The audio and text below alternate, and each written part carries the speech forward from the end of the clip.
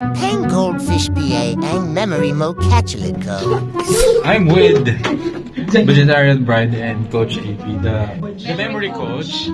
Ayan, at tatry natin. Try lang to, random lang, hindi ready. Kung anong araw yung sasabihin ko na date. So, sample.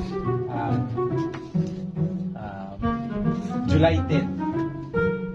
Anong araw? Let's check. July 10. Ang galing. Okay, ako. Pwedeng 2025. August 17. Ako yung kini. August 17. Ang saya nito. Sunday. 2025 na duwa. Ako, September 10, hindi ko alam birthday ko. Hindi ko alam anong nangyari. Anong araw? Anong araw ngayon, Vince? Anong araw ngayon, Vince? Wednesday. Dapat may basketball ako.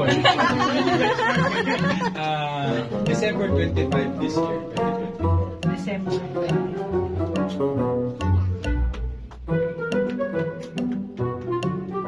Wednesday.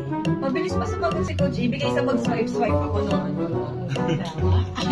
Sige, yun na lang sa mga student ko na nasa communication memory. Anong one advice na pwede mo magbigay para mas mabilis nilang maalala yung mga bagay-bagay? Visualization. Kailangan kapag meron silang kailangan need i-remember yung mga text, hindi siya mabilis na absorb namin. Pero pag kinonvert niyo siya sa picture or images, mabilis siya na absorb. Visualization method. Grabe yun.